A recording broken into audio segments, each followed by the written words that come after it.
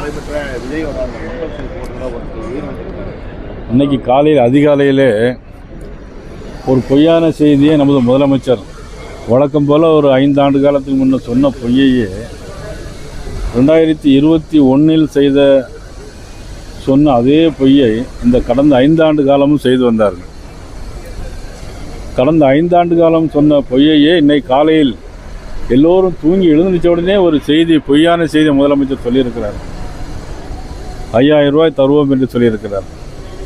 உண்மையிலே பெரிய வேடிக்கையாக இருக்கிறது.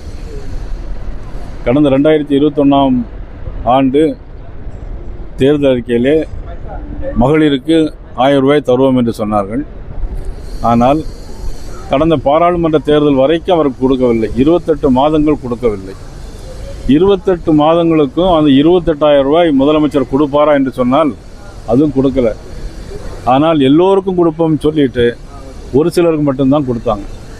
அதுபோல் இன்னொரு விந்தையில் இதுவரையில் எந்த அரசாங்கமும் எந்த முதலமைச்சரும் செய்யாத ஒரு விஷயம், கோடைகால விடுமுறைக்காக 1000 ரூபாய் கொடுப்போம்னு சொன்னார்.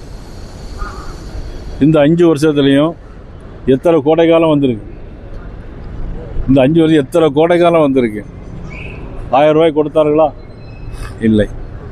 இன்றைக்கு அண்ணன் இபிஎஸ் அவர்கள் 2000 ரூபா கொடுப்போம்னு சொன்ன பிறகு அவர்களும் 2000 ரூபா கொடுப்போம், இந்த மாதத்திற்கு 2000, அடுத்த மாதத்திற்கு 2000, ஆக கோடை காலத்தில் 1000 என்று 5000 ரூபாய் இன்றைக்கி சொல்லியிருக்கிறார்.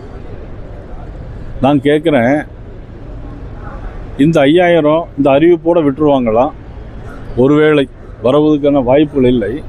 ஒருவேளை தப்பித்தவரை ஆட்சிக்கு வந்தால் அடுத்த 2039 ஆண்டு 2029 ஆண்டு வரக்கூடிய நாடாளுமன்ற தேர்தலெல்லாம் முதல்வரையே நாம் பார்க்க முடியும்.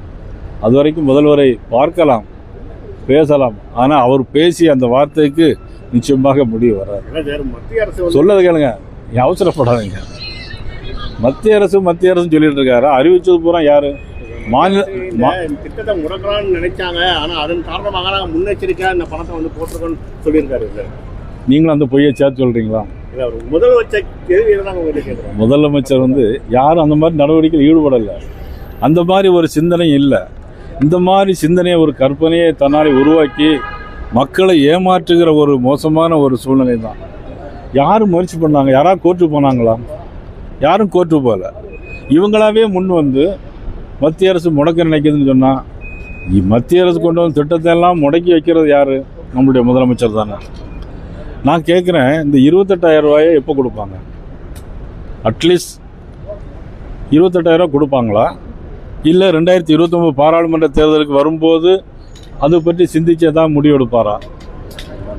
வெற்றி பெறுவதற்கான வாய்ப்பே இல்லை. முற்றிலும் ஏமாற்ற வேறு. சரி, கரூரில் ஒரு பெரிய சம்பவம் நடந்துச்சு. 40 பேர் இறந்து போனாங்க. இன்றைக்கி சீலநாயக்கம்பட்டி நடந்து போன கூட்டத்தில் இன்றைக்கி ஒருத்தர் இறந்துருக்கார். இந்த ஆட்சியில் பாதுகாப்பு யாருக்கு இருக்குது? பெண்களுக்கு பாதுகாப்பு இல்லை.